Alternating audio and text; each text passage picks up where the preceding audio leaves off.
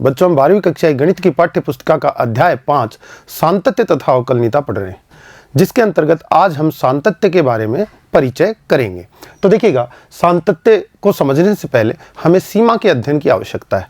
तो सीमा किसे कहते हैं, थोड़ा इस पर विचार करेंगे बच्चे। सीमा,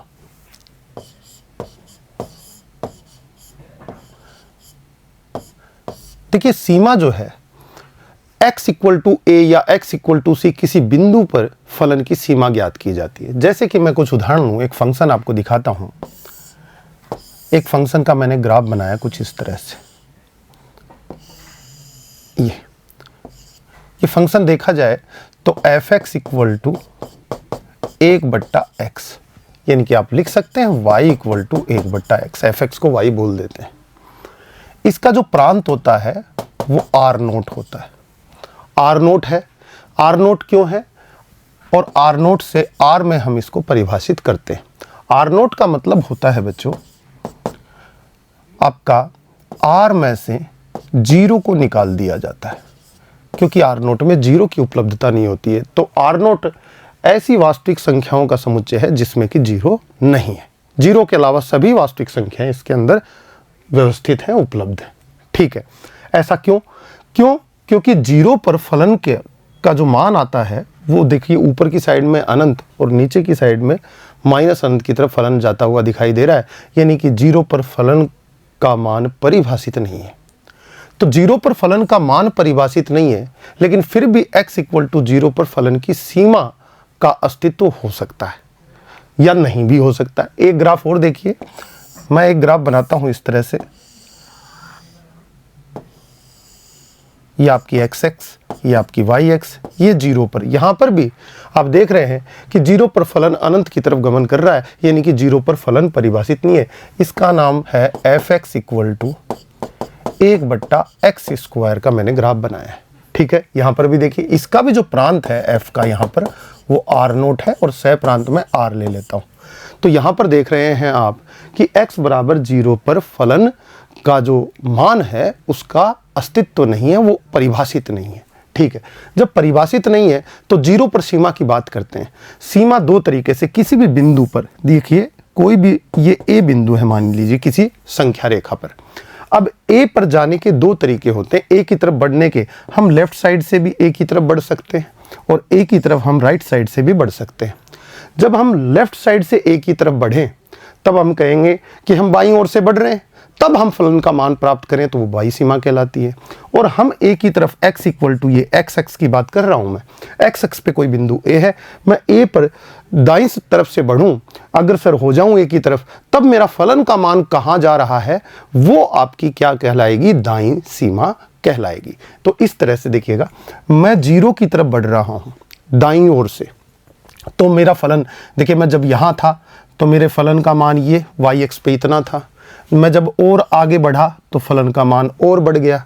मैं और आगे आया इधर 0 की तरफ तो फलन का मान और आगे बढ़ गया। अब देखेंगे मैं 0 के बिल्कुल नज़दीक में पहुंच जाऊंगा तो मेरा फलन अनंत की तरफ पहुंच जाएगा। इसलिए आप कहेंगे कि यहाँ पर x बराबर 0 पर RHL, right hand limit at x equal to 0 कितनी आ रही है आपकी, ये आ रही है आपकी इक्वल टू इन्फिनिटी। ठीक है, LHL की बात करें, अगर मैं लेफ्ट साइड से 0 की तरफ बढ़ता हूं तो देखिए मेरा फलन ऊपर बढ़ता बढ़ता अनंत की तरफ गमन कर रहा है, पॉजिटिव इन्फिनिटी की तरफ। मैं 0 के बिल्कुल नजदीक में पहुंचूंगा तो फलन का सीमांत मान अनंत की तरफ जा रहा है, इसलिए मैं कहूंगा कि LHL, left hand limit at the point of x equal to 0 equal to infinity. ये दोनों मान बराबर हो जाते हैं तो x बराबर 0 पर इस फलन यानी कि 1/x², x बराबर 0 पर 1/x² की सीमा का अस्तित्व है, सीमा का अस्तित्व है, ऐसा लिखा जाएगा। ठीक है, यहां पर देखते हैं, इस फलन पर बात करते हैं। मैं x बराबर 0 की तरफ राइट साइड से जा रहा हूं, अग्रसर हो रहा हूं, तो मेरे फलन का मान कहां पहुंच रहा है, अनंत की तरफ। तो आप कहेंगे 0 पर दाईं ओर से अग्रसर होने पर हमारे फलन का मान जो है अनंत की तरफ बढ़ता है, इसलिए अनंत की तरफ जा रहा है तो लिमिट क्या हो जाएगी, राइट हैंड लिमिट क्या हो जाएगी यहाँ पर, प्लस इन्फिनिटी। तो आप कहेंगे RHL कितनी, plus infinity at x equal to 0। ये बात आपके सामने आई। LHL की बात करूं, मैं 0 की तरफ बाईं ओर से बढ़ूं, मतलब लेफ्ट साइड से बढ़ूं, अग्रसर हो रहा हूं, मेरे फलन का मान नीचे की तरफ ग्रोथ कर रहा है। और जब मैं 0 के बिल्कुल नजदीक में पहुंचता हूं, तब मेरा फलन जो है कहां पहुंच रहा है, आपके माइनस इन्फिनिटी की तरफ पहुंच रहा है। तो आप कहेंगे LHL लेफ्ट हैंड लिमिट कितनी होगी, minus infinity at x equal to 0। x equal to a की जगह मैंने क्या लिया यहां पर, x इक्वल टू 0, a बराबर 0 पर बात कर रहा हूं। तो आप कहेंगे कि देखिए RHL plus infinity, LHL minus infinity, दोनों बराबर नहीं है, दोनों एक तरफ नहीं जा रहे हैं। यानी एक प्लस इन्फिनिटी की तरफ जा रही है सीमा, एक माइनस इन्फिनिटी पर पहुंच रही है। तो फिर मैं कहूंगा कि सीमा का x बराबर 0 पर 1/x फलन में अस्तित्व नहीं है। तो यहां तो ये सीमा की RHL और LHL की व्याख्या हुई। दूसरी बात, जिस बिंदु पर सीमा निकाली जाती है उस पर फलन का परिभाषित होना आवश्यक नहीं है। देखिए सीमा का अस्तित्व है, लेकिन x बराबर 0 पर फलन परिभाषित नहीं है। अब बात आई, यहां मान लो कोई बिंदु A है, ये A, तो A का लघु प्रतिवेश क्या कहलाएगा, A का मतलब आस पड़ोस की स्थितियां, यानी कि आस पड़ोस वाले बिंदु जो हैं, बिल्कुल नजदीक वाले बिंदु। अब A के नजदीक में बिंदु लेफ्ट साइड में भी हो सकते हैं, A के नजदीक में बिंदु राइट साइड में भी हो सकते हैं। ये सारे बिंदु आस पड़ोस के बिल्कुल नजदीक वाले जो बिंदु हैं, A के लघु प्रतिवेश के अंतर्गत आते हैं। यानी कि एक डेल बहुत छोटी राशि लूं मैं, तो मैं कहूंगा कि A माइनस डेल इधर और इधर में A प्लस डेल, तो A का जो आपका लघु प्रतिवेश है वो एक ओपन इंटरवल से रिप्रेजेंट कर सकता हूं मैं, क्या, A माइनस डेल से A प्लस डेल तक का जो आपकी वास्तविक संख्याएं हैं ये A के लघु प्रतिवेश में है। ठीक है, 0 का भी लघु प्रतिवेश, हर अवयव का लघु प्रतिवेश होता है। बाईं साइड और दाईं साइड के निकटतम बिंदुओं का जो समुच्चय होता है वो क्या कहलाता है, लघु प्रतिवेश कहलाता है। तो आपने मोटी मोटी सभी बातें सीमा के बारे में जान ली। अब इस पर और बात करते हैं, इसको परिभाषित करते हैं। देखिएगा सीमा, देखिए लिमिट्स जिसको आप इंग्लिश में बोलते हैं, फलन की सीमा को परिभाषित कर दे रहे हैं बच्चों। Limit of a function at A point, point लिया है x इक्वल टू a। तो पहले परिभाषा पढ़ते हैं, फिर देखते हैं हमने जो बातें सीखी हैं वो इसके अंदर उपलब्ध होती हैं कि नहीं आपके लिए। माना f(x) एक फलन है, ठीक है, तब x इक्वल टू एक बिंदु है जिसके लघु प्रतिवेश की बात हुई, a के लेफ्ट और राइट में जो अनंत बिंदु निकटतम बिंदु हैं उनका समुच्चय होता है। तो ये आपने क्या कहा, ये लघु प्रतिवेश में f(x) परिभाषित है, ठीक है। x बराबर a पर फलन f(x) परिभाषित होना आवश्यक नहीं है, जैसा कि आपने ग्राफ देखा था बच्चों अभी इस तरह से, ये मैंने बताया था x इक्वल टू 0 पर फलन का परिभाषित होना आवश्यक नहीं है। x इक्वल टू a का मतलब मैं यहाँ x इक्वल टू 0 ले रहा हूँ, a बराबर 0 पर फलन की सीमा की बात कर रहा था, ठीक है। परिभाषित नहीं है, आवश्यक भी नहीं है। तब एक संख्या L फलन f(x) की x बराबर a पर सीमा कहलाएगी। ये L संख्या ये f(x) की x बराबर a पर सीमा कहलाएगी। कब कहलाएगी, यदि x a की ओर अग्रसर हो, x a की ओर अग्रसर हो। आपने देखा था कि x बराबर 0 की तरफ अग्रसर होने के दो रास्ते हैं, आप दाईं तरफ से और बाईं तरफ से जा सकते हैं x इक्वल टू 0 पर। तो यहाँ पर वही बात कही गई है, बाईं या दाईं ओर से अग्रसर हो, x a की ओर होने पर f(x) L की ओर अग्रसर हो जाए। यानी f(x) का मतलब क्या हुआ, फलन का मान कहाँ अग्रसर हो जाए, L की ओर अग्रसर हो जाता है। तो इसे हम क्या कहते हैं, इस संख्या L को x बराबर a पर फलन की सीमा कहते हैं। लिखने का तरीका प्रदर्शित कैसे किया जाता है, limit x tends to a, x tends to a मतलब x a की ओर बढ़ रहा है। यहां पर यह बताया गया है a पर a की तरफ बढ़ रहा है, तो दोनों रास्तों से बढ़ सकता है, बाईं ओर से भी और दाईं ओर से भी। तब फलन का जो मान है जिसको सीमांत मान बोला जाता है वो कितना आ जाए, L आ जाए, तो L फलन की सीमा कहलाती है। यानी कि दोनों तरफ से सेम वैल्यू आनी चाहिए। जब आप बाईं तरफ से a की तरफ बढ़ रहे हैं या दाईं तरफ से a की ओर बढ़ रहे हैं तो फलन का मान एक अद्वितीय राशि की तरफ, एक अद्वितीय वैल्यू की तरफ बढ़ना चाहिए, तब वह फलन की सीमा जो है वो कहलाएगी, जिसका नाम यहाँ पर क्या लिया गया है, L वैल्यू लिया गया है। यहाँ पर L की वैल्यू कितनी आई थी आपकी? अनंत। आप इस तरफ से x की तरफ, x बराबर 0 की तरफ बढ़ते हैं, मतलब दाईं तरफ से बढ़ते हैं, तो फलन का मान, सीमांत मान देखो पॉजिटिव इन्फिनिटी की तरफ बढ़ रहा है, तो आपकी RHL x बराबर 0 पर पॉजिटिव इन्फिनिटी आ गया, जिसको L बोला जाएगा यहाँ पर। और लेफ्ट साइड से आप जाते हैं, x बराबर 0 की तरफ अग्रसर हो जाते हैं, तो फलन का सीमांत मान भी पॉजिटिव इन्फिनिटी की तरफ बढ़ रहा है, यानी LHL भी पॉजिटिव इन्फिनिटी, RHL भी पॉजिटिव इन्फिनिटी, यानी कि आपकी जो सीमा है वो यहाँ पर अस्तित्व हो गया। और कितनी आई थी? अनंत आई थी। ये बात यहाँ पर कही गई है। मुझे लगता है परिभाषा को समझ गए होंगे बच्चे। अब आगे देखते हैं। ये ग्राफ है, ये आपका लघु प्रतिवेश बताया गया है। लघु प्रतिवेश ए के लेफ्ट साइड के ये अनंत बिंदु और ए के राइट साइड के ये अनंत बिंदु। आप देख रहे हैं कि यहाँ पर फलन का मान यहाँ पर उपलब्ध है, कुछ नीचे है L से, फिर आगे बढ़ोगे तो फिर और ऊपर बढ़ेगा, और ये पास में आओगे तो फिर बिल्कुल और बढ़ जाएगा। इसी तरह यहाँ से जाते जाते ही फलन का मान किस की ओर जा रहा है? L की ओर जा रहा है। इसलिए L क्या हो गई? सीमा। दोनों तरफ से एक ही जगह पहुंच रहा है, इसलिए यहां पर सीमा का अस्तित्व भी बच्चों को दिखाई दे रहा है। आगे बात करते हैं कि बाईं और दाईं सीमा, लेफ्ट एंड राइट लिमिट्स क्या होती हैं बच्चों। जैसा कि अपन ने देखा, अगर मैं ए की तरफ लेफ्ट साइड से जाऊं तो फलन का सीमांत मान जिस तरफ जाता है वो लेफ्ट हैंड लिमिट कहलाएगी, LHL से रिप्रेजेंट किया जाता है। और आगे आप राइट हैंड लिमिट पढ़ेंगे तो उसमें हम कहेंगे कि जब x ए की तरफ अग्रसर हो, कौन सी तरफ से? राइट हैंड की तरफ से, यानी कि दाईं तरफ से अग्रसर हो, तो फलन का सीमांत मान जहां पहुंच रहा है वो आपकी दाईं सीमा यानी कि RHL कहलाएगी। वहां पर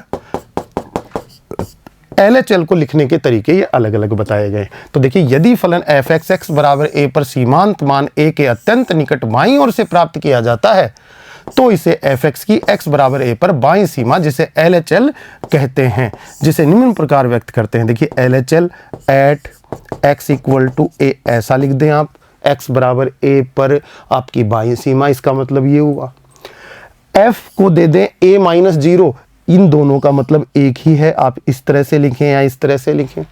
ये क्या कहना चाहता है यहाँ पर देखिएगा, ये कह रहा है कि limit x tends to a, और ऊपर जो माइनस का छोटा सा साइन दिखाई दे रहा है आपको, इसका मतलब है कि a की x जो है a के बाईं तरफ से a की तरफ बढ़ रहा है, और बाईं तरफ से बढ़ रहा है तो फलन का सीमांत मान जो निकलेगा वो क्या कहलाएगा?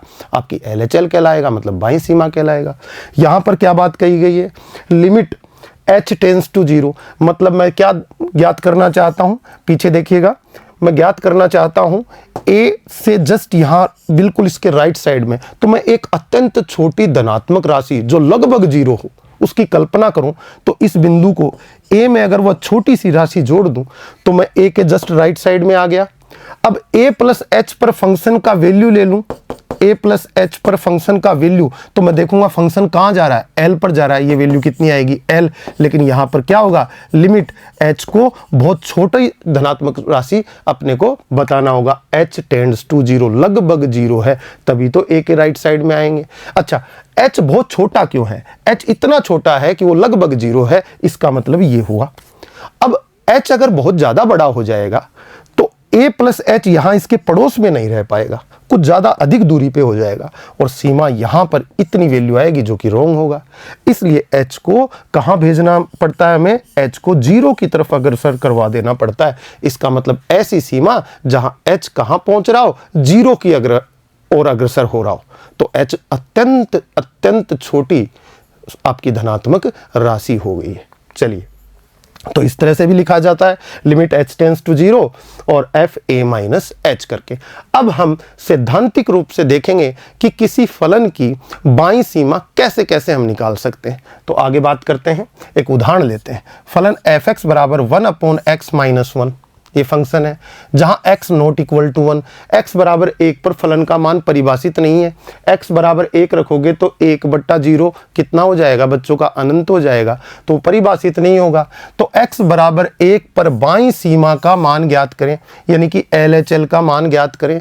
कहां पर? At the point of x equal to 1 पर बात करनी है हमें। तो हम कैसे लिख सकते हैं, पीछे देखा था आपने, फंक्शन को a माइनस 0 करके दे देते हैं। तो यहाँ पर 1 पर बात करें तो 1 माइनस 0, a की वैल्यू कितनी हो गई 1। यहाँ पर किस पर बात करनी है, x इक्वल टू 1, यानी आपका x equal to a point पर हमने पीछे परिभाषित किया था, a की वैल्यू किसके बराबर है यहाँ 1 पर, तो f को 1 माइनस 0 लिख दें, तो इसका मतलब भी LHL ही है। हम लिख सकते हैं लिमिट h टेंस टू 0, और फंक्शन के 1 के अपन लेफ्ट साइड में यानी कि बाईं तरफ सीमांत मान निकालेंगे, और बाईं तरफ 1 यहाँ पर है, देखिए x अक्ष पे मान लो ये 0 है और ये 1 है, 1 के बाईं तरफ जाना है तो 1 में से छोटी राशि घटाऊं मैं h, बहुत छोटी राशि, तो जस्ट पड़ोस में आ गया 1 से पहले, और वहां पर फलन का सीमांत मान ही सीमा कहलाएगा। तो यहां पर देखिए फंक्शन की वैल्यू निकाल लेते हैं 1 माइनस एच पर, जहां h को कहां भेज देते हैं, बहुत छोटा बना देते हैं, 0 की तरफ अग्रसर करवा देते हैं। तो 1 के जस्ट पड़ोस में हम फंक्शन का सीमांत मान निकाल देते हैं, वही हमारी क्या हो जाती है, सीमा हो जाती है। ठीक है, लिमिट हमारा फंक्शन क्या है, एफ एक्स बराबर 1 अपॉन एक्स माइनस 1। अब एफ 1 माइनस एच, एफ को आपने एक्स दिया तो उसने क्या बना दिया, उसका व्यवहार क्या है 1 अपॉन एक्स माइनस 1। आपने 1 माइनस एच दिया तो आगे भी एक्स की जगह 1 माइनस एच आ जाएगा बच्चों का, तो 1 माइनस एच आपने लिख दिया, और माइनस 1 अपनी जगह पे आ गया। ये वैल्यू देखेंगे कि 1 से -1 कट हो जाएगा, कितना बनेगा -1/h बनेगा, और -1/h बनेगा तो माइनस अनंत आपकी कौन सी सीमा आई, बाईं सीमा। चेक करवाता हूं यहां पर, देखिए ये x बराबर 1 आपका बिंदु है, x बराबर 1 में से h घटाया तो बिल्कुल पड़ोस में यहां आ गए। आप ऐसा भी कह सकते हैं मैं लेफ्ट साइड से 1 की तरफ बढ़ रहा हूं तो फलन देखो नीचे की तरफ -∞ पे जा रहा है, तो अपनी सीमा कितनी हो गई, आपकी बाईं सीमा -∞ हो गई। अच्छा 1 प्लस h पर फलन का मान देखूं तो मैं +∞ की तरफ जा रहा है सीमांत मान, तो आपकी राइट हैंड लिमिट जो है वो यहां पर कितनी आएगी, +∞। इसका भी एक उदाहरण लेके आगे बात करेंगे। तो इस तरह से सैद्धांतिक रूप से आप ज्ञात कर सकते हैं कि किसी बिंदु पर फलन की बाईं सीमा कैसे निकाली जाती है, कैसे कैलकुलेट की जाती है। आगे देखिए एक और उदाहरण लेते हैं, फलन f(x) equal to 1 upon x minus 1 का होल स्क्वायर। देखिए ये जो नीचे पहले ग्राफ था अब होल स्क्वायर हो गया है नीचे से, तो नीचे वाला ऊपर पलट जाता है, क्योंकि सारी की सारी वैल्यू कैसी निकलेंगी बच्चों की, धनात्मक निकलेंगी। x माइनस 1 का होल स्क्वायर हो गया 1 अपॉन, ये कैसी राशि है आपकी, धनात्मक है। x बराबर 1 पर फलन परिभाषित नहीं है, और जरूरी भी नहीं है कि सीमा निकालने के लिए परिभाषित, तो आपको शुरू में ही सीमा की जब परिभाषा पड़ी तो ये बात बता दी गई थी।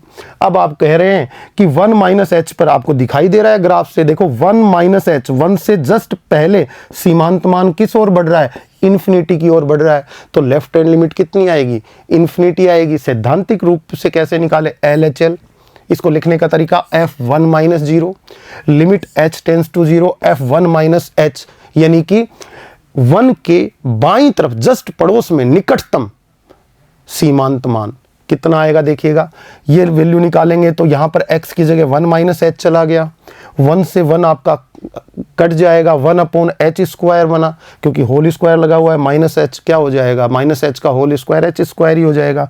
अब लिमिट रखेंगे तो 1 अपॉन यहाँ पर h की जगह 0 आ जाएगा, तो कितनी वैल्यू आएगी, अनंत। तो आपने देखा कि 1 पर लेफ्ट हैंड लिमिट आपको ग्राफ से भी दिखाई दे रही है इन्फिनिटी, 1 से जस्ट पहले फलन का सीमांत मान इन्फिनिटी की तरफ जा रहा है, और यहाँ सैद्धांतिक रूप से भी आपको वही प्राप्त हुआ।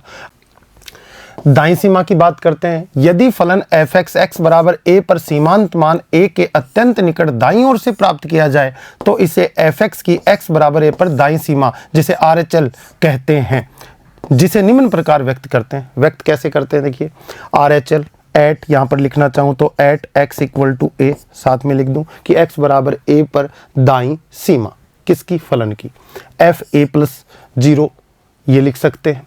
दूसरा तरीका, ऊपर प्लस लगा के x को a की तरफ बढ़ा दीजिए, प्लस का मतलब राइट साइड से यानी दाईं तरफ से a की तरफ x जा रहा है और ऐसा जा रहा है, तो फलन का मान उस स्थिति में फलन का मान जहां जा रहा होगा वही सीमा कहलाएगी। इसका एक और तरीका h के रूप में लिमिट आप लिख सकते हैं h टेंड्स टू 0, फंक्शन के राइट साइड में सीमांत मान, सीमांत मान मतलब बिल्कुल निकटतम फलन का मान, यानी फंक्शन को क्या दे दें आप a के राइट साइड में यानी कि a प्लस h पर फलन का सीमांत मान इस प्रकार ज्ञात किया जा सकता है। तो इसका मतलब भी क्या है आपकी RHL है at x equal to a। जैसा कि आपने देखा, कुछ उदाहरण लेते हैं और समझने का प्रयास करते हैं। उदाहरण देखिएगा, फलन f(x) बराबर वही आपने पीछे जो उदाहरण लिया था वही ले लिया 1/x - 1। इसकी राइट हैंड लिमिट निकालेंगे। फंक्शन का ग्राफ आप देख रहे हैं, x बराबर 1 पर 1 के राइट साइड में सीमांत मान ये रहा आपका 1 और 1 प्लस h पर फलन का मान अनंत की तरफ बढ़ रहा है, ये सीमांत मान कहलाएगा। तो इसका हमने देखा कि अनंत की तरफ बढ़ रहा है तो अनंत आना चाहिए आपका राइट हैंड लिमिट। देखते हैं सैद्धांतिक रूप से आता है क्या। लिखने का तरीका RHL या फिर फंक्शन को 1 + 0 दे दिया, 1 के राइट साइड में चले गए।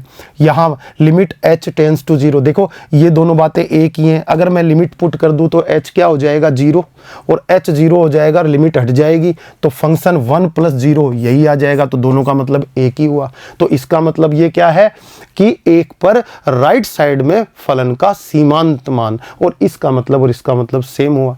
ठीक है, आगे बढ़ते हैं। फंक्शन को 1 + h दे रहे हैं तो x की जगह 1 + h चला जाएगा, 1 + h चला गया, लिमिट लग गई h टेंड्स टू 0। आपका 1 - 1 से कट गया, 1/h बचा, h को 0 रखोगे इन्फिनिटी आ गया। आप देख रहे हैं फंक्शन भी +∞ की तरफ जा रहा है, जबकि आपकी LHL क्या आई थी -∞, पीछे निकाला था तब। तो आपका जब 1 - h पर फंक्शन का सीमांत मान देखते हैं तो किस ओर बढ़ रहा है -∞ की तरफ, इसलिए बाईं सीमा -∞ आई थी जबकि दाईं सीमा इन्फिनिटी आई। सीमा का अस्तित्व तो नहीं है x बराबर 1 पर जब तक कि वो दोनों बराबर न हो LHL और RHL। आगे देखिए अगला उदाहरण, यहां पर भी उसी तरीके से अपन x बराबर 1 पर ज्ञात करना चाहते हैं। फलन का नाम है f(x) - 1 का होल स्क्वायर। लिखने का तरीका देखा RHL, फंक्शन को 1 + 0 लिख दें उसमें, या फिर लिमिट h टेंड्स टू 0 और फंक्शन के राइट साइड में सीमांत मान निकाल रहे हैं तो 1 + h से राइट साइड में चले गए, 1 के राइट साइड में चले गए तो आपकी x की जगह 1 + h आ जाएगा, फंक्शन का वैल्यू प्राप्त हो जाएगा कि वहां पर फंक्शन कहाँ जा रहा है। 1 और -1 कट के 0 हो गए, 1/h², h की जगह 0 रखा, क्या आया इन्फिनिटी। आप देख भी रहे हैं कि 1 + h पर फंक्शन अनंत की तरफ अनंत की तरफ बढ़ रहा है, जबकि LHL भी कितनी आई थी 1 पर इस फंक्शन की आपकी पॉजिटिव इन्फिनिटी, यानी x बराबर 1 पर सीमा का अस्तित्व यहाँ पर हो जाता है बच्चों, क्योंकि LHL भी इन्फिनिटी और RHL भी इन्फिनिटी, दोनों बराबर होने चाहिए। आगे बात करते हैं अस्तित्व की, जो कि हमने पीछे सीखा है। सीमा का अस्तित्व, एग्जिस्टेंस ऑफ लिमिट, फलन f(x) की किसी बिंदु x बराबर a पर सीमा केवल तब विद्यमान होगी जबकि उस बिंदु पर फलन f(x) की बाईं तथा दाईं सीमाएं विद्यमान हो तथा बराबर हो, यानी कि दोनों ही सीमाएं एग्जिस्ट कर रही हो और वो बराबर भी हों, तब हम कहेंगे कि फलन की इस बिंदु पर x बराबर a पर सीमा का अस्तित्व है। ठीक है, limit x tends to a, f(x) विद्यमान है, a के ऊपर न माइनस है न प्लस है, इसका मतलब दोनों सम्मिलित हैं इसके अंदर। ये विद्यमान कब होगी, जब left hand limit right hand limit के बराबर हो। ये क्या हो गई आपकी लेफ्ट हैंड लिमिट a पर, और ये क्या हो गई आपकी राइट हैंड लिमिट। ऊपर माइनस का साइन आपकी बाईं सीमा के बारे में कहता है और a के ऊपर प्लस का साइन आपको दाईं सीमा के बारे में बताता है, जैसा कि आपने पीछे सीखा। चलिए सीमा परिकलन की विधियां देखते हैं, कौन कौन सी विधियों से हम सीमा को परिकलित कर सकते हैं। एक तो डायरेक्ट आप मान रख दें सीमा का, तो फलन का मान क्या है अनिर्धार्य नहीं होना चाहिए। कई बार हम डायरेक्ट वैल्यू रखते हैं आपकी लिमिट की तो फलन का मान अनिर्धार्य हो जाता है, और अनिर्धार्य हो जाता है तो उस अनिर्धार्य रूप को समाप्त किया जाता है, उसके बाद सीमा कैलकुलेट की जाती है। अगर अनिर्धार्य रूप न आए तो हम डायरेक्ट भी रख सकते हैं। अनिर्धार्य रूप से मतलब है 0/0 फॉर्म, ∞/∞, 1⁻∞, ये सब क्या होते हैं आपके अनिर्धार्य रूप होते हैं, तो वो नहीं बनना चाहिए। देखिए कुछ ये बहुपद है, बहुपद में जैसे ही आप x टेंड्स टू 1 यानी कि लिमिट x टेंस टू 1 ज्ञात करना चाहते हो, मतलब x अग्रसर है 1 की तरफ, तो सीधा मान रखोगे अगर x की जगह 1, तो फलन का मान निर्धार्य बना रहेगा, तो सीमा कैलकुलेट हो जाएगी। देखिए x की जगह सीधा 1 रख दिया और यहाँ भी 1 रख दिया, वैल्यू कितनी हो गई 5 आपकी सीमा आ गई। इसकी LHL भी 5 है, RHL भी, दोनों बराबर हैं, इसीलिए अस्तित्व आपके सामने है। तो आप देखेंगे कि इस तरह से इसको बोलते हैं सीधा प्रतिस्थापन विधि, ठीक है, डायरेक्ट सब्स्टिट्यूशन मेथड, इस विधि से निकाला। यह विधि तब लागू होगी जब सीमा रखने के पश्चात फलन का अनिर्धारित रूप समाप्त किया जाता है ना। सीमा रखें तो अनिर्धारित रूप न हो उसके अंदर, तभी ये लागू हो पाएगी। अगर अनिर्धारित रूप नहीं आप पहले से उपलब्ध है तो अनिर्धारित रूप को पहले समाप्त करना होगा, उसके बाद डायरेक्ट प्रतिस्थापन हो सकता है आपका, यानी कि सीधा प्रतिस्थापन हो सकता है। ठीक है, आगे देखते हैं। व्यंजक के सरलीकरण द्वारा, इस विधि में व्यंजक का सरलीकरण करके अनिर्धारित रूप समाप्त किया जाता है। देखिए यहां पर x टेंस टू इन्फिनिटी है, अगर मैं सीधा प्रतिस्थापन करता हूं तो अनिर्धारित रूप बनता हुआ दिखाई देगा। देखिए x की जगह इन्फिनिटी गया, infinity square infinity into A infinity, b into infinity is infinity, infinity plus infinity is infinity, infinity plus c is infinity. तो ऊपर क्या आया आपका अनंत आया। इसी तरह से नीचे भी क्या आएगा अनंत। कैसा रूप बना बच्चों का, अनंत बटा अनंत रूप, जो कि क्या है अनिर्धारित रूप है। अब अनिर्धारित रूप है तो पहले ये रूप खत्म होगा, उसके बाद सीधा प्रतिस्थापन किया जा सकता है। कैसे करेंगे, व्यंजक का सरलीकरण करके कर देंगे। कैसे करते हैं, एक्स स्क्वायर को ऊपर से कॉमन निकाल लेता हूं, एक्स स्क्वायर को नीचे से कॉमन निकाल देता हूं, बाहर लाके कट कर देता हूं। तो देखिए एक्स स्क्वायर यहां से बाहर आ गया तो यहाँ a बच जाएगा, यहाँ एक्स स्क्वायर लोगे तो x का भाग लग गया, और यहाँ पर एक्स स्क्वायर कॉमन लोगे तो c के नीचे में एक्स स्क्वायर से डिवाइड करना होगा। इसी तरह नीचे भी निकाला, एक्स स्क्वायर बाहर आ गया, d बच गया, यहां से x का भाग लग गया और यहां एक्स स्क्वायर का भाग लग गया। अब देखिए x बराबर अनंत, तो 1/x कितना हो जाएगा, 1 अनंत कितना हो जाता है, 0 हो जाता है। तो आप कहेंगे ये वैल्यू 0 हो जाएगी। अब सीधा प्रतिस्थापन कर देंगे, जैसे ही x का मान अनंत रखूंगा ये 0, ये पद 0, ये पद 0, ये पद 0, a/d आपकी वैल्यू आ गई, जो कि निर्धारित आपका निर्धार्य रूप है। तो इस तरह से ये सीमा कैलकुलेट व्यंजक के सरलीकरण द्वारा की जा सकती है। कुछ उदाहरण और लेते हैं, देखिएगा एक उदाहरण और मैं आपके सामने लेके आया हूं। यहां पे अपन क्या करें, 1 square plus 2 square plus 3 square प्राकृत संख्याओं के वर्गों के योग को दर्शाया। कितनी प्राकृत संख्याएं, x ही हैं। तो इसका फॉर्मूला क्या बनता है आपका, देखिएगा x into x plus 1 into 2x plus 1/6, जो कि आपने 11th क्लास में पढ़ा है। वो फॉर्मूला लगा दिया प्राकृत संख्याओं के वर्गों का योग का। ठीक है, लगा दिया। उसके बाद क्या करें, ऊपर से इस ब्रैकेट में से x निकाल लेते हैं, इसमें से x निकाल लेते हैं, एक x बाहर रखा हुआ है, x क्यूब नीचे से कट जाएगा। यहां बन जाएगा 1 + 1/x, यहां बन जाएगा 2 + 1/x, 1 + 1/x, 2 + 1/x, x cube बाहर बना जो नीचे वाले x क्यूब से कट हो गया। अब डायरेक्ट प्रतिस्थापन करेंगे तो मान आ जाएगा। देखिए 1 अनंत 0 हो गया, 1 अनंत 0 हो गया, 2 × 1 ऊपर बचेगा, यानी कि 2/6 और इक्वल टू 1/3। इस तरह से आप सरलीकरण करके, यानी कि आपने इसका फॉर्मूला अप्लाई किया, आपने अनिर्धारित रूप को समाप्त किया और आपने मान निकाल लिया। आगे देखिएगा, एक और उदाहरण लेते हैं। 1 - cos x / sin x। देखो कौन सा रूप बन रहा है, x को 0 रखूंगा तो cos 0 कितना हो जाएगा 1, और 1 - 1 ऊपर हो जाएगा 0, और नीचे sin 0 इज 0, 0/0 रूप बना हुआ दिखाई दे रहा है सीधे प्रतिस्थापन के द्वारा। अब आपको सीधे प्रतिस्थापन में नोट लिखा हुआ था कि अनिर्धारित रूप बने तो उसको खत्म करके ही सीधा प्रतिस्थापन हो सकता है। तो अब हम क्या करेंगे, इसको खत्म करेंगे। कैसे करें, व्यंजक का सरलीकरण कर देते हैं। 1 - cos x का फॉर्मूला क्या होता है, 2 sin स्क्वायर x/2। आपने लगा दिया 2 sin स्क्वायर x/2। नीचे में है sin x को हाफ एंगल में कैसे रिप्रेजेंट कर सकते हैं, त्रिकोणमिति के सूत्र बच्चों को पता होंगे। 2 sin x/2 cos x/2, आपने ये नीचे में लगा दिया। 2 से 2 कैंसिल हो गया, एक साइन से साइन कैंसिल हो गया, sin/cos क्या बन गया आपका 10। नहीं भी लगाएं तो डायरेक्ट निकाल लेंगे, sin/cos। अब x 0 की तरफ बढ़ रहा है तो लिमिट रखेंगे तो ये 0 हो जाएगा, ये 0, sin 0/cos 0, sin 0 इज 0 और cos 0 कितना हो जाता है 1, 0/1 इक्वल टू आपका कितना आ जाता है 0। तो आपकी लिमिट कितनी आई 0। यहां पर देखने वाली बात है x टेंड्स टू 0, ऊपर माइनस लगा हुआ होता तो हम क्या कहते, बाईं सीमा पूछ रहा है, प्लस लगा हुआ होता तो दाईं सीमा पूछ रहा है, और ये जो है दोनों सीमाएं बराबर आई हैं तभी अस्तित्व हुआ है, 0 आपकी सीमा का मान है। LHL निकालोगे तो भी 0 ही आएगी और RHL निकालोगे तो भी 0 ही आएगी। चलिए आगे बात करते हैं।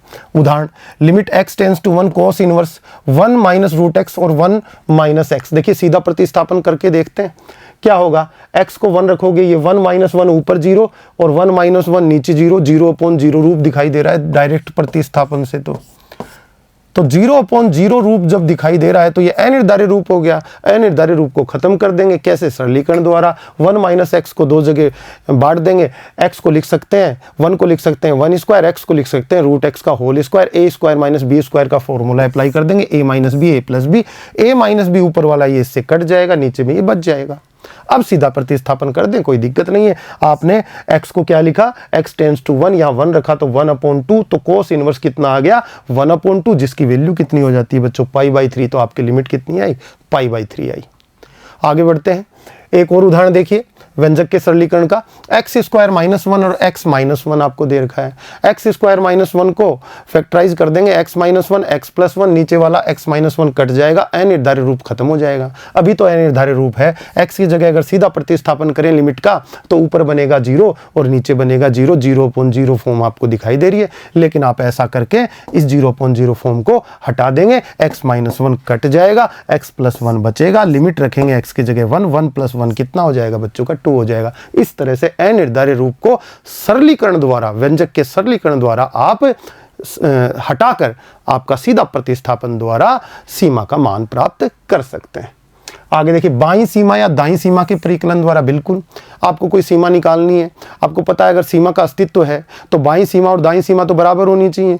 तो आप ऐसा भी तो कर सकते हैं क्वेश्चन में सिर्फ दाईं सीमा या बाईं सीमा को कैलकुलेट कर लें, उतनी ही दूसरी सीमा आएगी, तभी तो अस्तित्व है सीमा का। अगर अस्तित्व नहीं होता तो सीमा पूछी क्यों जाती है आपसे। तो आप कहेंगे कि limit x tends to 1, x square minus 1/x minus 1 की वैल्यू, वही क्वेश्चन हम ले रहे हैं कि हम इसमें अगर दाईं सीमा निकाल लें तो उतनी ही वैल्यू आती है क्या, कितनी आई थी पीछे देखिए, इसकी वैल्यू 2 आई थी। ठीक है, अब चेक करते हैं कि 2 ही आती है क्या। तो ये आपका फंक्शन है, फंक्शन का मतलब fx मतलब है आपका x square minus 1/x minus 1। किस पर बात करनी है, x इक्वल टू 1 पर सीमा, ये बात आपको करनी है।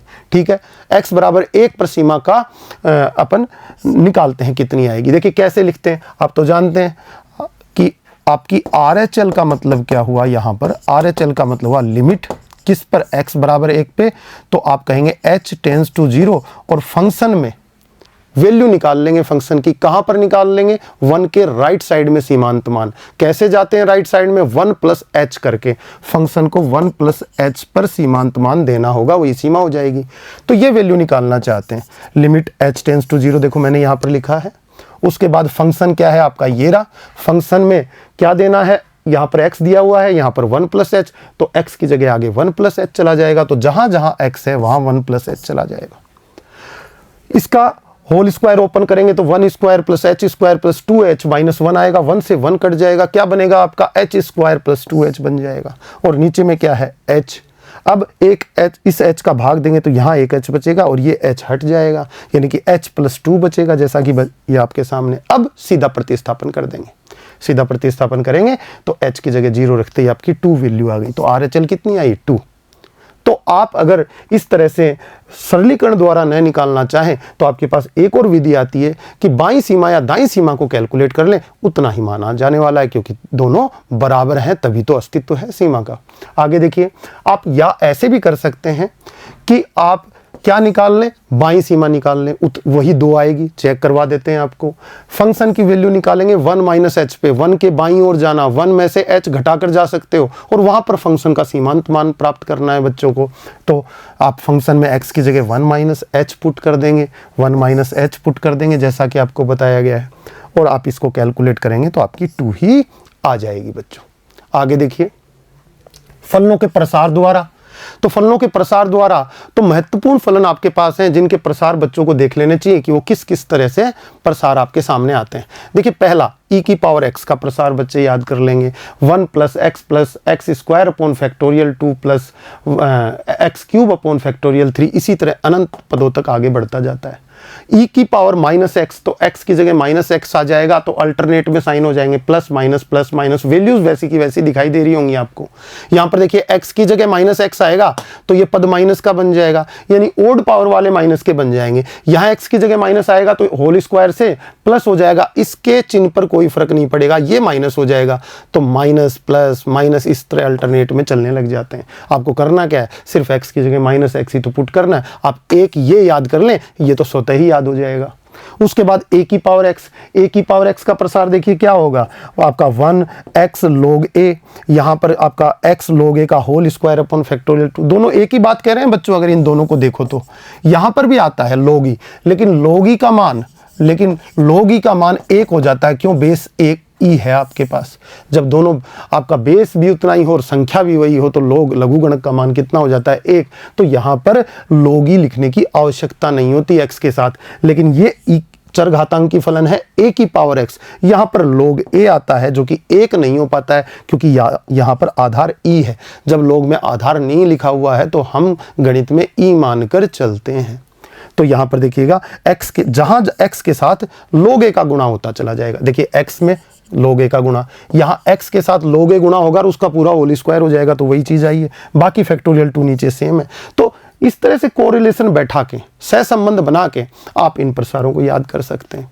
आगे देखिए log 1 प्लस एक्स बहुत काम आता है, अल्टरनेट में साइन आते हैं, याद रखिएगा। सबसे पहले क्या आएगा, x, फिर माइनस एक्स स्क्वायर बटा 2, फिर प्लस एक्स क्यूब बटा 3। फैक्टोरियल नहीं आता है नीचे, जबकि पीछे हमने प्रसार देखे उनमें फैक्टोरियल आता है नीचे में, ठीक है। इस तरह से 1 माइनस एक्स में जहां जहां एक्स है माइनस आ जाएगा, माइनस एक्स लिख देंगे तो सारे चिन्ह माइनस के हो जाएंगे। देखिए यहाँ एक्स की जगह माइनस एक्स आ गया, यहाँ एक्स स्क्वायर की जगह एक्स की जगह माइनस एक्स लिखा, लेकिन होल स्क्वायर की वजह से वो प्लस ही हो जाएगा, बाहर माइनस पहले से था वही आ गया।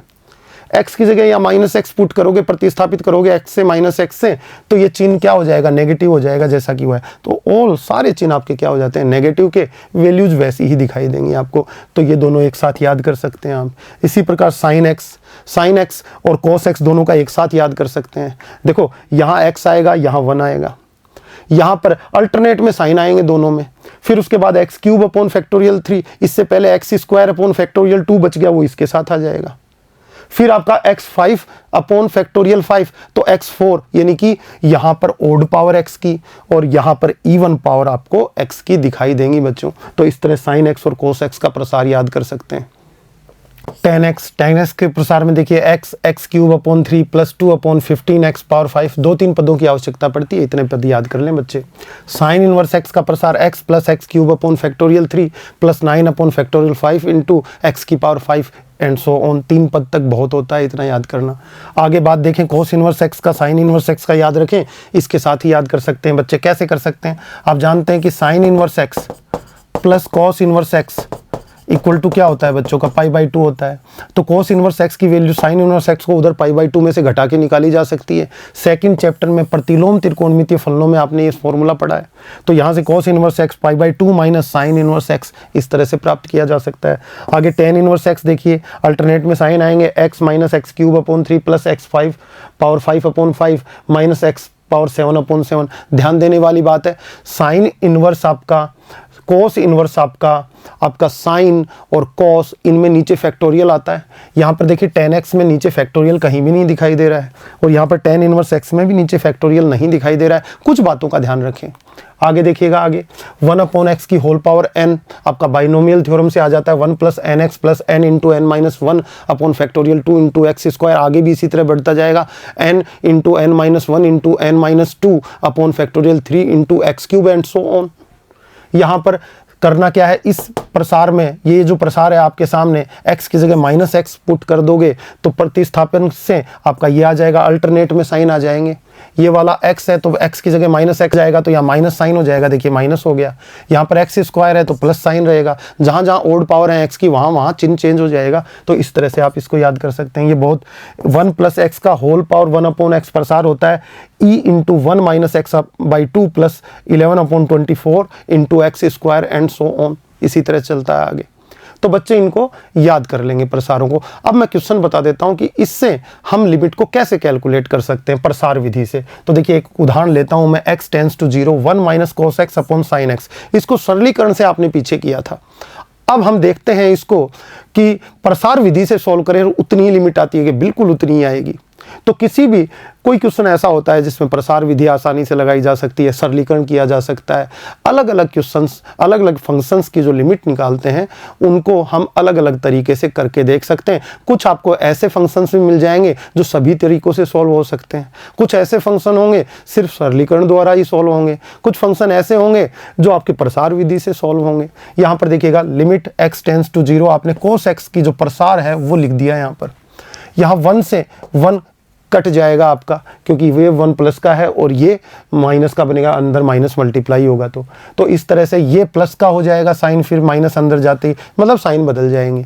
अब आप क्या करेंगे कि एक्स स्क्वायर को, इस 1 को तो 1 से कट कर देंगे और एक्स स्क्वायर को बाहर कॉमन निकाल लेंगे। एक्स स्क्वायर बाहर कॉमन निकाल लिया, ये चिन्ह प्लस का हो ही चुका है, 1/2 यहाँ पर बचेगा प्लस का, और यहाँ पर फिर इसी तरह से आगे बढ़ते जाएंगे।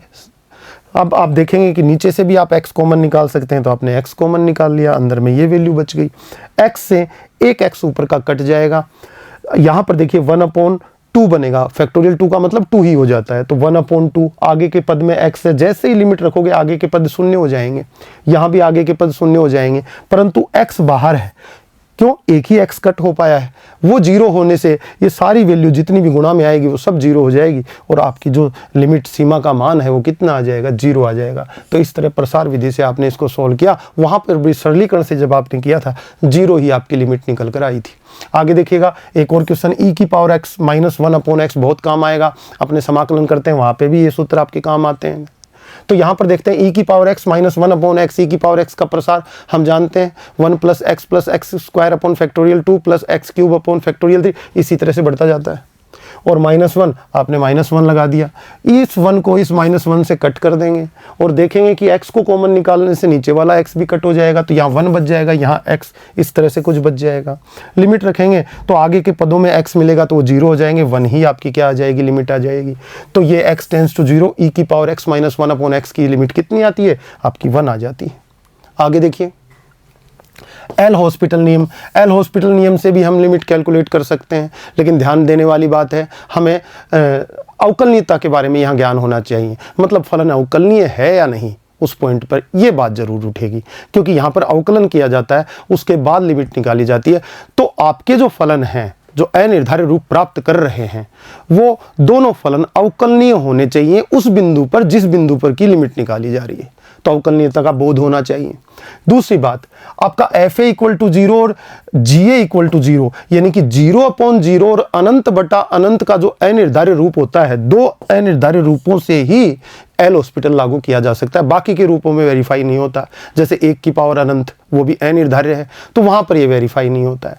तो यहां पर देखने वाली बात है, आपका fx/gx के रूप का फलन है, जहां पर a पर फंक्शन का वैल्यू 0 और a पर फंक्शन gx फंक्शन का वैल्यू भी कितना है, 0, तो हो गया ना 0/0 रूप, या दोनों का मान a पर क्या आ जाए, अनंत आ जाए, मतलब अनंत वैल्यू प्राप्त हो रही हो तो अनंत रूप हो गया। इन स्थितियों में हम क्या करते हैं कि ऊपर वाला जो fx है उसका अवकलन कर देते हैं f' और नीचे वाले का अवकलन है x के सापेक्ष नीचे अवकलन कर देते हैं। अब सीधा प्रतिस्थापन करते हैं, यहाँ पर अनिर्धारित रूप प्राप्त हो रहा होगा तो हो सकता है यहाँ पर अनिर्धारित रूप प्राप्त न हो, ये भी हो सकता है कि अवकलन करने के बाद भी जो आपकी नया फंक्शन अवकलित होने के बाद मिल रहा है इस बिंदु पर अनिर्धारित रूप प्राप्त कर रहा हो, ऐसा भी संभव है। तो उस केस में हम क्या कहेंगे, एक बार और इस प्रक्रिया को पुनः बढ़ाते रहेंगे। तो इस तरह से देखिए एक उदाहरण लेकर समझ पाएंगे आप कि लिमिट x टेंड्स टू 0 है, साइन x अपॉन x है,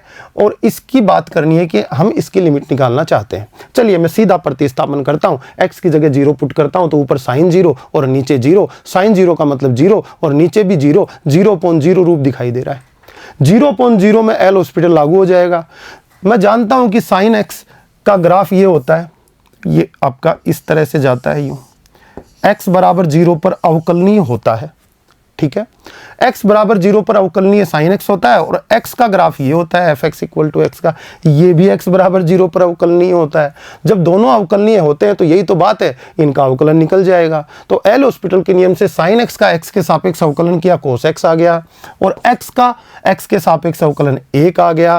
फिर सीधा प्रतिस्थापन किया, अनिर्धारित रूप समाप्त हो चुका है। देखो x की जगह जैसे ही 0 जाएगा कोस 0 बनेगा, कोस 0 की वैल्यू 1, तो इस लिमिट की वैल्यू 1 आ जाएगी। तो एल हॉस्पिटल नियम भी बहुत कारगर है, लेकिन उसमें कुछ बातों का पता होना चाहिए कि वो फलन जिस बिंदु पर सीमा निकाल रहे हो उन पर दोनों अंश और हर के फलन अवकलनीय हैं भी या नहीं। चलिए यहां पर बात करें कि x स्क्वायर माइनस 25 एक बहुपद है, अवकलनीय होते हैं ये सर्वत्र अपने प्रांत में क्या होते हैं, अवकलनीय होते हैं। ये भी एक बहुपद है एक घात का, ये भी अपने प्रांत में अवकलनीय है। अब दोनों फलन अवकलनीय हैं तो x बराबर 5 पर भी अवकलनीय होंगे, और 5 पर ही हमें सीमा निकालनी है। तो हम क्या कर दें, ये क्वेश्चन हमने पीछे किया था, सरलीकरण द्वारा किया था, आपने देखा होगा। अब हम इसको एल हॉस्पिटल से करते हैं। कैसे कर दें, x स्क्वायर माइनस 25 का ऊपर अवकलन कर दें, 25 का 0, x स्क्वायर का 2x, नीचे में x का 1, 5 का 0, तो 2x अपॉन 1 आ गया। लिमिट रखेंगे x इक्वल टू 5, तो 2 × 5 कितना बन गया आपका 10 लिमिट आ गया। वहां पर भी यही आंसर आया था सरलीकरण विधि से। तो इस तरह से बच्चे एल हॉस्पिटल के नियम से भी सीमा कैलकुलेट कर सकते हैं किसी बिंदु पर, ठीक है। सातत्य की बात करें, जैसे आपने कई आलेख देखे होंगे निर्बाध रूप से चलते रहते हैं, मतलब कि उनका आलेख खींचने के लिए आपको मार्कर उठाने की आवश्यकता नहीं पड़ती। ऐसे फलन बच्चों संतत होते हैं। तो देखिए परिभाषा क्या कहती है, फलन fx का लेखा चित्र मतलब आलेख खींचने पर यदि उसका वक्र कहीं पर भी टूटा हुआ नहीं हो, अर्थात x के प्रत्येक छोटे मानों के लिए y के मान भी परिमित रूप से विद्यमान हो। परिमित रूप से विद्यमान होने का अर्थ है कि अपरिमित मान कभी भी प्राप्त नहीं होना चाहिए, जैसे कि अनंत अपरिमित है। तो अपरिमित के अलावा जितने भी परिमित मान हैं वो प्राप्त हों फलन के x के प्रत्येक मान के लिए, तो हम कहेंगे कि fx संतत फलन कहलाता है। और जो फलन संतत नहीं होता वो क्या कहलाएगा, असंतत फलन कहलाएगा। तो यहाँ पर ये इस तरह से आपको परिभाषा दी गई है। जैसे साइन x, देखिए उदाहरण देखिए कैसे आलेख, ये साइन x का ग्राफ बनाते टाइम मैं मार्कर को बिल्कुल नहीं उठाऊंगा, यूँ बिल्कुल इस तरह से चलता रहेगा, और ये आगे भी निर्बाध तरीके से इस तरह से। और देखिए इसका जो रेंज है वो -1 से 1 तक परिमित राशि में, कहीं भी कोई x के प्रत्येक वैल्यू जो है उसके लिए y का जो मान है परिमित रूप से भी प्राप्त हो रहा है। तो दोनों बातें इसके अंतर्गत आ गई है जो आपकी परिभाषा में थी। आलेख कहीं ब्रेक नहीं होना चाहिए। आपने चिन्ह फलन देखा होगा, चिन्ह फलन क्या 0 पर तो 0 मान देता है, और जब 0 से बड़ी वैल्यूज जो x होती हैं उनके लिए मान क्या दे देता है 1, और 0 से नेगेटिव x के मानों के लिए क्या वैल्यू दे देता है -1। तो देखिए x बराबर 0 पर ये फलन असंतत हो जाता है। तो ये अपने प्रांत में क्या हो जाता है, असंतत कहलाता है, क्योंकि x बराबर 0 भी तो उसके प्रांत में बिंदु है। तो यहाँ पर आप देखेंगे दो फलनों को, तो ये तो x बराबर 0 पर असंतत है, इसलिए ये अपने प्रांत में संतत नहीं है। इसका प्रांत क्या होता है, r होता है, और r ही इसका sin x का भी प्रांत होता है। लेकिन ये अपने r में मतलब अपने प्रांत में हर जगह क्या है, संतत, क्योंकि इसके आलेख को बनाने के लिए मुझे मार्कर उठाना नहीं पड़ा, जबकि इस आलेख को बनाने के लिए मुझे अपना मार्कर x बराबर 0 पर उठाना पड़ेगा। तो आलेख देखकर आप ये कह सकते हैं। आगे देखिए अगला, e की पावर x बिल्कुल इस तरह से बढ़ता है। आपने देखा है फलनों में, प्रथम चैप्टर में आपने सारे ये आलेख देखे हुए हैं। इसको बोलते हैं fx इक्वल टू e की पावर x का ग्राफ है ये, है ना। यहाँ पर ये देखेंगे आप कि ये भी क्या होता है, आपका एक संतत फलन है। उसके बाद आगे बढ़े आप तो fx इक्वल टू 1/x की बात कर दें, हम कहेंगे x बराबर 0 पर संतत नहीं है, बिल्कुल नहीं है। तो आपने सीमा पड़ी जब भी देखी थी, इसकी राइट हैंड लिमिट x बराबर 0 पे कितनी आती है, +∞। लेफ्ट हैंड लिमिट क्या होती है, -∞।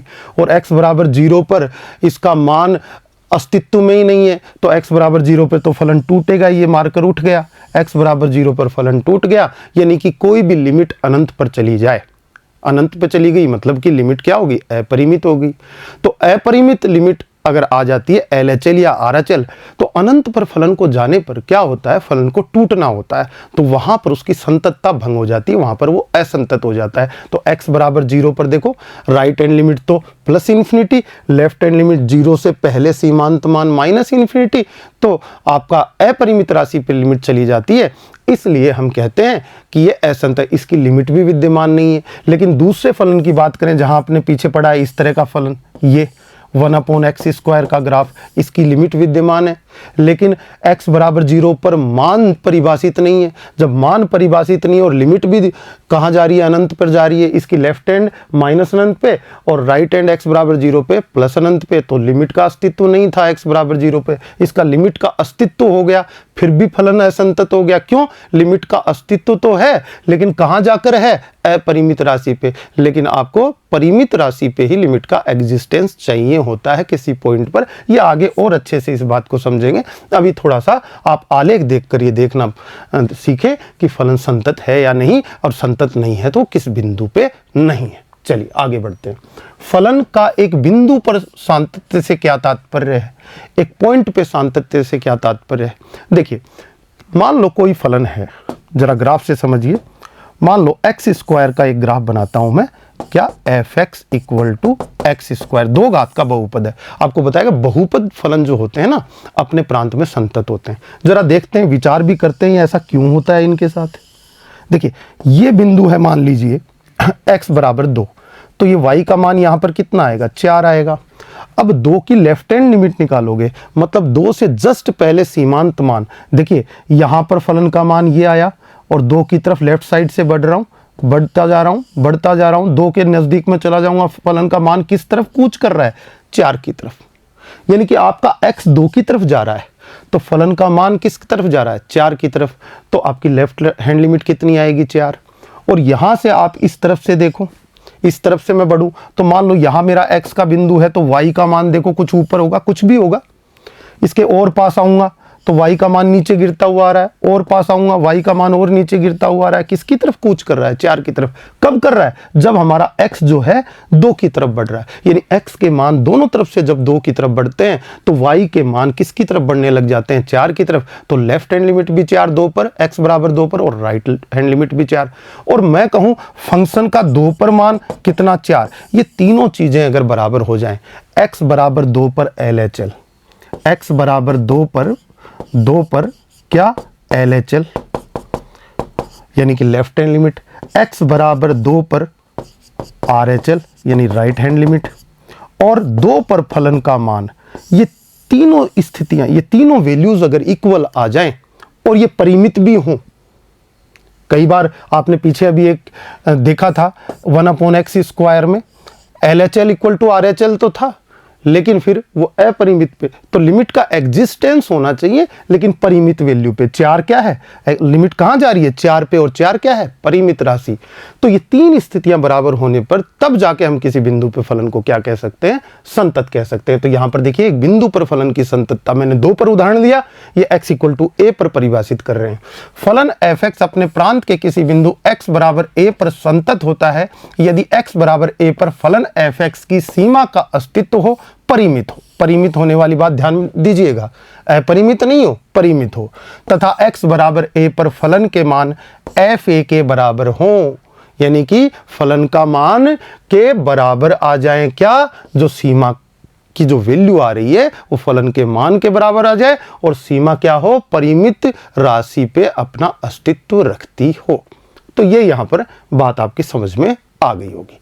आगे बात करें, इसी बात को कैसे लिखते हैं, f(x) की सीमा जब x a की तरफ अग्रसर हो तो फंक्शन का वैल्यू आए वो सीमा कहलाएगी। दोनों LHL और RHL को रिप्रेजेंट किया जा रहा है यहाँ पर, जब दोनों बराबर हैं तभी तो इसका अस्तित्व है। और ये वैल्यू जो है सीमा की वो fa के बराबर हो, तब हम कहेंगे कि x बराबर a पर क्या है, f(x) फलन जो है क्या है, संतत है। ये बात कही जाएगी। अच्छा, इसी बात को मैं LHL इन दोनों को, सीमा के अस्तित्व को इस प्रकार लिख सकता हूं कि LHL बराबर RHL। तो मैं कहूं कि LHL इससे रिप्रेजेंट कर दी, RHL limit x tends to a plus और fx का सीमांत मान बराबर आ जाए किसके, a पर फलन के मान के, तो फलन संतत कहलाएगा। इसी बात को मैंने दूसरे तरीके से लिखा है। और LHL को आप इस तरह से भी रिप्रेजेंट करते हैं कि लिमिट h टेंड्स टू 0 ले जाते हैं और a माइनस h, a के जस्ट पहले सीमांत मान प्राप्त कर लेते हैं, वो भी LHL है। a के जस्ट बाद a प्लस h पर फंक्शन का सीमांत मान RHL है और ये a पर फलन के मान के बराबर आ जाए तब भी संतत। इस तरह से भी इस बात को कहा जा सकता है। एक चौथा तरीका ये भी है कि LHL at x equal to a, इसका मतलब यही हुआ। RHL at x equal to a, इसका मतलब ये हुआ इक्वल टू क्या आ जाए, a पर फलन के मान के बराबर आ जाए। जो आपने पीछे बातें सीखी उन्हीं को मैंने यहाँ पर इस तरह से अलग अलग तरीके से लिखा है। कुछ किताबें आपको ऐसे लिख देंगी, कुछ इस तरह से लिख देंगी, कुछ इस तरह से लिख देंगी। तो ये इन सब का मतलब क्या हो जाता है बच्चों, एक ही हो जाता है। आगे देखिए, उदाहरण लेते हैं। एक फलन है fx, बोल देता हूं इस फलन को कि एक fx फलन है। X square minus 1 upon x minus 1, इसकी सीमा आपने निकाली थी पीछे, ठीक है। x इक्वल टू 1 पर फलन का वैल्यू 2 के बिंदु x बराबर 1 पर सातत्य की जांच कीजिए। जैसा आपने पीछे देखा, x बराबर a पे संततता मतलब x बराबर a पे LHL बराबर होना चाहिए x बराबर a पे RHL बराबर होना चाहिए a पर फलन का मान। ये तीन स्थितियां हमें निकालनी पड़ती हैं। तो यहाँ पर सबसे पहले 1 पर फलन का मान मैं देख रहा हूँ, 1 पर फलन का मान fx का मान 2 हो जाता है। तो ये मैंने पहली बात कह दी।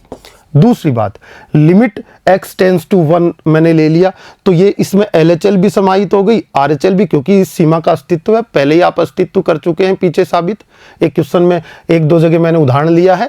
इसको व्यंजक के सरलीकरण द्वारा आपने किया था, दूसरा आपने DL हॉस्पिटल से किया था। तो सीमा का अस्तित्व तो है ही, तो इसका मतलब LHL बराबर RHL है, तभी तो सीमा का अस्तित्व है। तो हम सीमा ही निकाल लेते हैं डायरेक्ट। कहाँ पर, जब x 1 की तरफ अग्रसर है तब फलन की वैल्यू सरलीकरण करेंगे तो बच्चों देखिए, ऊपर वाली जो वैल्यू है एक्स स्क्वायर माइनस 1, उसको x minus 1 x plus 1 put कर देंगे, अनिर्धारित रूप समाप्त करते हैं। जैसा कि आप जानते हैं x माइनस 1 से x माइनस 1 कैंसिल कर देंगे, x की जगह 1 रखेंगे, 1 प्लस 1 कितना हो जाएगा 2। इसका मतलब इसकी LHL भी 2 आएगी, RHL भी 2 आएगी, क्योंकि सीमा का परिकलन हो चुका है। तो LHL x बराबर 1 पर 2, RHL x बराबर 1 पर कितनी 2 आई, और फलन का मान x बराबर 1 पर कितना आया, 2 आया। ये तीनों चीजें बराबर होते ही फलन x बराबर 1 पर संतत हो गया। तो हम कहेंगे कि ये दोनों चीज वैल्यूज बराबर होने से fx x बराबर 1 पर क्या हो जाता है, संतत हो जाता है। दूसरा तरीका देखिए, हम LHL को अलग कैलकुलेट कर सकते हैं। तो हम LHL अलग से निकाल लें। At x equal to 1 limit h tends to 0, f का सीमांत मान 1 के लेफ्ट साइड में जाकर प्राप्त करेंगे। इस तरह से आप करते हैं, 1 माइनस h के होल स्क्वायर को ओपन करेंगे, 1 से 1 कैंसिल हो जाएगा, माइनस h से डिवाइड कर देंगे, माइनस h प्लस 2 बनेगा, h को 0 पुट करेंगे, 2 आ जाएगा। LHL आ गई x बराबर 1 पे 2, जैसा कि मैंने अभी बताया था आपको। इसी तरह RHL निकाल लेंगे एट x इक्वल टू 1। तो सीमांत मान देखेंगे 1 के राइट साइड में जाके, यानी कि 1 प्लस h पर फलन का सीमांत मान प्राप्त करेंगे और इसको ओपन करेंगे तो कितना आ जाएगा, इस तरह से सीमा का मान 2 आ जाएगा। तो RHL भी कितनी आ गई 2, 1 पर फलन का मान भी कितना आ गया 2। तो हम कहेंगे LHL बराबर RHL बराबर F2। ये तीनों चीज बराबर होते ही हमने कह दिया कि x बराबर 1 पर फलन क्या है, संतत। आप किसी भी तरीके को अप्लाई कर सकते हैं। आप अगर सीमा का अस्तित्व है, ये तो आपको फलन को देखकर खुद ही पता लग जाना चाहिए कि सीमा का अस्तित्व है कि या नहीं है। चलिए, उसके बाद किसी अंतराल में फलन के सातत्य की बात कर लेते हैं कि किसी अंतराल यानी कि इंटरवल कैसे होते हैं। आपने समुच्चय में पढ़ा 11th क्लास में, आपका close interval, open interval. Open interval में दोनों ही विवृत और संवृत अंतरालों में हम फलन के सातत्य की बात करेंगे कि किस तरह से हम किसी फलन को संतत कह सकते हैं। देखिए, ओपन इंटरवल की बात करें, विवृत अंतराल की बात करें, तो विवृत अंतराल का अर्थ क्या होता है, a, b, यानी कि वास्तविक संख्याओं के क्या होते हैं, अंतराल उपसमुच्चय होते हैं। तो a से b के मध्य की वास्तविक संख्याओं को रिप्रेजेंट करता है ये अंतराल। और a b क्लोज्ड इंटरवल किसको रिप्रेजेंट करता है, a से b के मध्य की संख्याओं को तो रिप्रेजेंट करता ही करता है, साथ में x की वैल्यू a और b भी उसमें सम्मिलित होते हैं, जबकि a और b यहाँ पर ओपन इंटरवल में सम्मिलित नहीं होते हैं, बच्चे अच्छे से जानते हैं। तो फलन fx विवृत अंतराल a से b में संतत कहलाता है यदि फलन fx इस अंतराल के प्रत्येक बिंदु पर संतत हो। मतलब कि मैंने कहा कि 1,5 अंतराल में किसी फलन को संतत बताना है तो 1 से 5 के मध्य की जितनी वास्तविक संख्याएं बनती, अनंत वास्तविक संख्याएं, उन पर संतत बताना होगा। कैसे बताते हैं? ऐसे बताते हैं कि एक सी पॉइंट ले लेते हैं जो बिलोंग करवा दें इससे, या ए पॉइंट ले लीजिए कोई भी, ए बिलोंग्स टू 1 to 5, 1 से 5 के मध्य की कोई वास्तविक संख्या हो गई अब ए, और ए पे फलन की LHL निकाल लेंगे और ए पे फलन की RHL निकाल लेंगे और ए पर फलन का मान निकाल लेंगे। तीनों बराबर आते ही हम कह देंगे कि x बराबर ए पर फलन संतत है, और x बराबर ए पर फलन संतत है तो ए कौन था? 1 से 5 के मध्य की कोई वास्तविक संख्या थी। तो आप कहेंगे ना कि इस ओपन इंटरवल में वह फलन संतत हो गया, प्रत्येक बिंदु पे संतत हो गया, क्योंकि ए तो प्रत्येक बिंदु को रिप्रेजेंट कर रहा है। तो इस तरह से ओपन इंटरवल में सातत्य की कहानी हम कह देते हैं। अब क्लोज इंटरवल की बात आई तो फलन f(x) समवर्त अंतराल ab में संतत कहलाएगा। यहां पर देखने वाली बात है कि a से पहले फलन परिभाषित नहीं है, a माइनस h पर परिभाषित ही नहीं है फलन, तो a माइनस h पर फलन का सीमांत मान कैसे आएगा? नहीं आएगा। b प्लस h पर फलन परिभाषित नहीं है, b प्लस h का मतलब हो गया b से थोड़ा सा बड़ा हो गया, मामूली सा भी बड़ा हुआ, b से आगे फलन ही परिभाषित नहीं है, तो b प्लस h पर फलन का सीमांत मान नहीं आएगा। तो b पर तो क्या नहीं निकलेगी? RHL नहीं निकलेगी। a पर क्या नहीं निकलेगी? आपकी LHL नहीं निकलेगी। तो a पे सिर्फ RHL निकल सकती है, b पे सिर्फ LHL निकल सकती है। तो a पे संततता बतानी हो तो हम कहेंगे a पे सातत्य का मतलब है a पर दायां संतत हो जाना। a पर कौन सा संतत हो जाना? दायां संतत हो जाना। इसका मतलब दायां संतत मतलब RHL at x equal to a is equal to FA। यहां तीन चीजों की जरूरत नहीं पड़ती, इन दो चीजों से ही आपका दायां संतत निकल आता है। और B पे बायां संतत हो जाना चाहिए, और B पे बायां संतत हो जाना चाहिए। B पे दायां संतत क्यों नहीं होना चाहिए? क्योंकि दाएं संतत में आपका फलन परिभाषित नहीं हो रहा है। तो बायां संतत कैसे होगा? LHL at x equal to B, B पर बात कर रहे हैं ना, LHL at x equal to B equal to FB। ये वैल्यू जब आपको मिल जाती है तो आप कह देते हैं कि यहां पर कि ये जो वैल्यू है ये कहना चाहती है कि आपका कौन सा संतत हो गया? आपका बायां संतत हो गया, क्योंकि LHL निकाली है। तो संवर्त अंतराल यानी कि आपके क्लोज इंटरवल में किसी फलन को संतत कहा जाएगा यदि वह ओपन इंटरवल a से b के मध्य में। बता दो, तरीका वही बताया था, c को बिलोंग करवा के a b से हम c पर संततता सिद्ध कर देंगे। x बराबर a पर दायां संतत हो जाना चाहिए। दाएं संतत को किस तरह से देखिए, ये लिख रखा मैंने, limit h tends to 0 f a plus h, यानी कि क्या हो गई आपकी ये RHL ही हो गई कि नहीं? a पर ये RHL इक्वल टू क्या हो जाए? FA हो जाए, तब आपका दायां संतत आ जाएगा। B पर बायां संतत विद्यमान हो, बायां संतत मतलब आपका LHL at x equal to B equal to किसके बराबर? FB के बराबर प्राप्त हो जाए। तो इस तरह से आप क्लोज इंटरवल में सातत्य को बताते हो। आगे देखते हैं संतत फलनों के गुणधर्म, इस पर बात कर लेते हैं। क्या क्या गुणधर्म है? देखो, दो फलन हैं। यदि fx तथा gx आपके पास बच्चों दो फलन हैं, किसी बिंदु x बराबर a पर संतत फलन हो, किसी बिंदु x बराबर a पर क्या हो? दोनों ही संतत हो। मतलब fx भी संतत है, gx भी संतत है। मैं आपको उदाहरण लेके बता दूं, sin x क्या है? संतत है, तो ये तो fx हो गया, और cos x भी संतत है, ये क्या हो गया? gx हो गया बच्चों। ठीक है, तो fx और gx ये r में संतत है, r पर यानी सभी वास्तविक संख्याओं पर, ये भी r पर संतत है। ठीक है, सभी वास्तविक संख्याओं पे संतत है। तब हम कहते हैं तो इस बिंदु पर निम्न फलन भी संतत होते हैं। निम्न क्या? f प्लस जी, यानी कि sin x plus cos x, एक दोनों को योग करके जो फलन बनाया ये भी क्या होगा? संतत होगा। और किस पर होगा? r पर होगा, क्योंकि ये दोनों भी r पर संतत है। ठीक है, f माइनस जी, बीच में माइनस लगा दूं तो sin x minus cos x भी संतत होगा, क्योंकि sin x संतत है r पर, cos x संतत है r पर, तो sin x minus cos x भी निश्चित रूप से संतत होगा किस पर? r पर। आगे f इंटू जी, यानी कि sin x multiply by cos x, ये फलन भी क्या होगा बच्चों? संतत होगा। ठीक है, उसके बाद क्या कह रहा है? लैम्डा f, और लैम्डा एफ के साथ मैं कहूं लैम्डा जी भी हो तो ये भी संतत होगा। मतलब कि अचर वैल्यू लैम्डा है कोई भी, उससे गुणा कर दिया जाए, यानी कि 2 इंटू साइन एक्स भी संतत होगा। एफ एक्स को अचर राशि से गुणा कर दिया, 3 इंटू साइन एक्स भी संतत होगा। इसी तरह से कोस एक्स जी एक्स है तो 5 इंटू कोस एक्स भी संतत होगा। अचर वैल्यू से गुणा करने से उसके सांतत्य पे कोई प्रभाव नहीं पड़ता, वो भी आर में संतत हो जाएगा। यहां ये चीज कही गई है फोर्थ स्टेटमेंट में आपको। एफ अपॉन जी भी संतत होगा, परंतु नीचे वाला जो फलन है उस बिंदु पर जीरो नहीं होना चाहिए। क्यों? नीचे जीरो आ जाएगा तो हर में जीरो आ जाएगा तो फलन अनंत पे पहुंच जाएगा, आपका तो परिभाषित ही नहीं रहेगा, और परिभाषित नहीं रहेगा तो वहां फिर सांतत्य की बात कैसे हो पाएगी। तो आप क्या कहेंगे कि, तो यहां पर ये उदाहरण मैं आपको देता हूं, ये जो फिफ्थ वाला है बहुत इंपॉर्टेंट बात है। यहां कहा जा रहा है कि एफ एक्स अपॉन जी एक्स हो जाए, यानी कि sine x upon cos x संतत तो होगा, लेकिन कोस एक्स जो नीचे वाला फलन है वो नॉट इक्वल टू जीरो होना चाहिए। तो कोस एक्स जीरो, ये आर पर संतत था, ये आर पर संतत था, cos x not equal to zero. Cos x कहां कहां जीरो होता है बच्चे बताएंगे? पाई बाई 2 पे होता है, आपका 3 पाई बाई 2 पे होता है, 5 पाई बाई 2 पे। मैं कहूंगा 2n plus 1 into pi by 2, और जहां n बिलोंग्स टू z, यहां क्या होता है, कोस एक्स जीरो हो जाता है। कोस एक्स की वैल्यू क्या हो जाती है? जीरो हो जाती है। तो इन बिंदुओं को छोड़कर बाकी जगह संतत होगा। तो आप कहेंगे r minus 2n plus 1 into pi by 2, और x आपका n बिलोंग्स टू जहां का है z, इन बिंदुओं को अगर मैं r में से निकाल दूं असांतत्य के बिंदुओं को, तो बाकी जगह तो संतत होगा।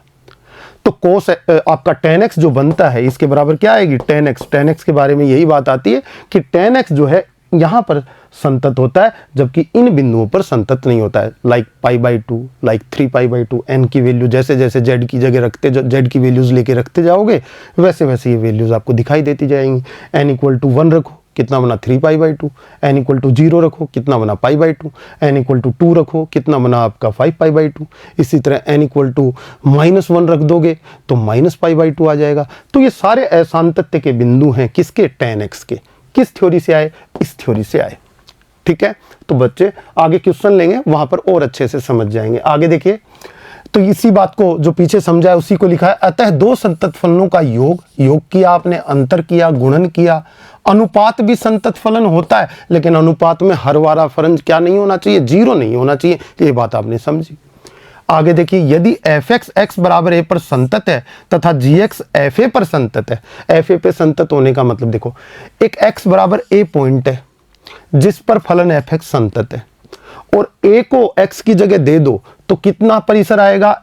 ए पर एफ का एफ ए आ जाएगा, यानी कि एफ के परिसर पर अगला फलन जी एक्स क्या होना चाहिए? संतत होना चाहिए। इस स्थिति में जो आपका संयुक्त फलन बनता है, जिसमें प्रथम फलन f रहता है और g द्वितीय फलन रहता है, तो GOFB किसके प्रांत पे? प्रथम फलन के प्रांत पे। प्रांत क्या था? x equal to a. x equal to a पर संतत होता है। समझते हैं इस बात को थोड़ा सा। यहां एक फलन है साइन x, एक फलन है x का मोड। ये आप इसको बोल दीजिए fx इधर वाले को, और इसको बोल दीजिए बच्चों gx। देखिए, अब GOF जब आप निकालेंगे ना तो कितना आएगा? देखिए, g ऑफ fx का वैल्यू आपके पास क्या है? Mode x। तो आपका g ऑफ मोड x आ गया, और आपका g of mode x, gx कैसे डील कर रहा है? साइन x बना देता है, तो ये साइन लगा देगा किसके? x मोड के। ये फलन भी संतत होगा, यहां पर ये कहना चाहते हैं, और किसके? f के प्रांत पे ही संतत हो जाएगा। थोड़ा सा इसका स्ट्रक्चर समझें तो आपने फर्स्ट चैप्टर में पढ़ा था। ये r ले लूँ मैं, ये r, ये r, ये r, यहाँ से यहाँ f परिभाषित है और यहाँ से यहाँ g परिभाषित है, तब GOF कहाँ से कहाँ परिभाषित होगा? ये GOF हो जाएगा। तो संयुक्त फलन किसके प्रांत पे? f के प्रांत पे संतत हो जाता है। यहाँ ये चीज़ बताई गई है, उदाहरणों में और अच्छे से इसको समझेंगे। तो बच्चों आज के लिए इतना ही, धन्यवाद।